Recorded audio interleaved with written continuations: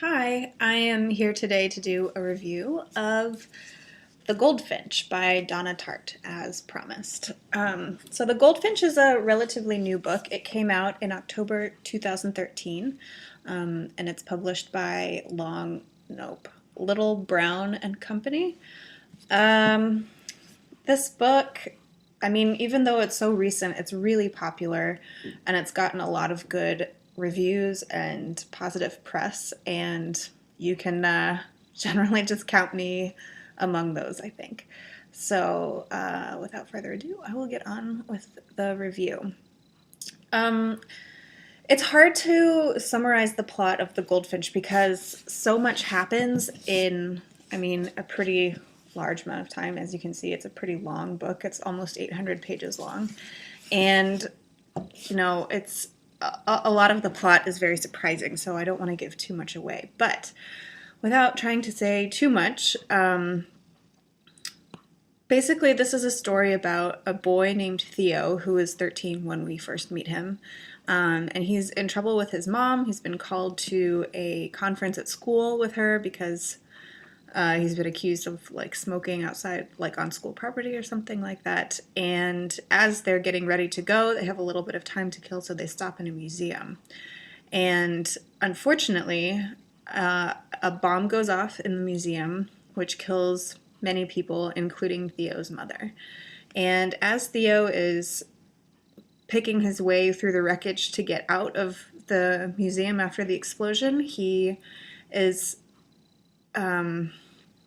he meets a man who's still alive who gives him a ring to take to Hobart and Blackwell. He tells him to take the ring to Hobart and Blackwell. And at the same time, he tells Theo to take this painting called The Goldfinch by C. Fabricius, which is this painting. And that is the namesake of the novel and the painting that the whole story revolves around. So Theo takes it because he's kind of dazed. And the rest of the book is basically what happens to Theo, how the painting factors into those events, and basically kind of what it means to him throughout his life.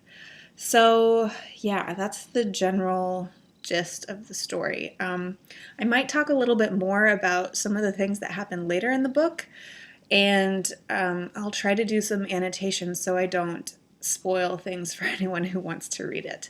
Yeah, I will do that.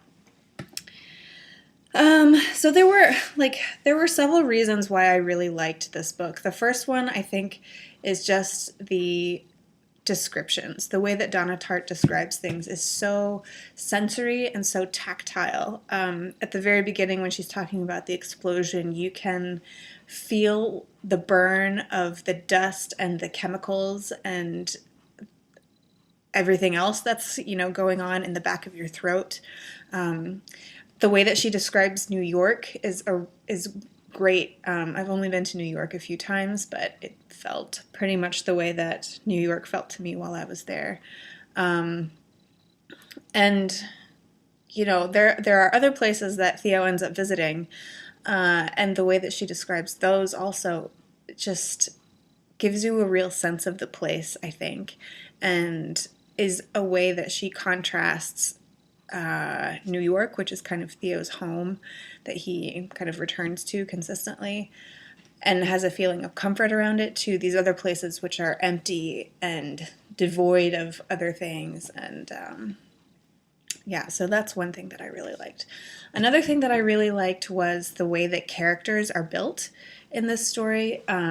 Everybody has so much depth to them, or I would say most people have so much depth to them. There's a few that are kind of mysterious and a little bit flat, and they, as a result, are also, they're also kind of unlikable. Yeah, so my favorite character in the book, this is maybe a little bit of a spoiler, but not too much, I don't think. My favorite character in the book is Boris, who Theo meets after the big explosion. And he is a kid who has traveled around a lot, like his dad works for an oil company, and so he's lived in lots of interesting places around the world, and as a result, and has kind of had to fend for himself a little bit. But I just really like the way that he's described at the very beginning. I'll read a quick excerpt for you. So this is between Theo and Boris's first conversation, and they're talking, and Theo says, though he spoke English fluently enough with a strong Australian accent, there was also a dark, slurry undercurrent of something else. A whiff of Count Dracula? Or maybe it was a KGB agent. So Boris has kind of a Slavic background, but it's clearly mixed with, different parts of the world. And that shapes the way that he thinks about things and does things. And it's funny and interesting. He's kind of, comic relief, but also at the same time, he's like not a great influence on Theo and draws him into this darker world. And he reappears later in the book once the two have grown up for a little bit. And he's not as interesting at that point as he is when you first meet him. He's kind of like turned into the Russian mobster stereotype, I think. But still, he's my favorite character. Towards the end of the book, I think it got a little bit... Well, I think it could have been a little bit shorter. The end starts to get very philosophical about the role of art in our lives and what this painting meant to Theo and, how it was a comfort to him and that type of thing. And I think that could have, been a little bit shorter.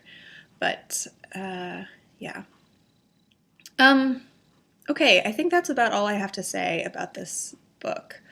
I did a buddy read of this with Grace at Grace Eichmeyer. I will link to her review of this, so you can check that out for yourself. Yeah, I really did enjoy it. I think I gave it 4 out of 5 stars on Goodreads, and I know a lot of other booktubers have read it and done reviews about it, so if it interests you, check it out. Yeah. That's about it. Bye, guys.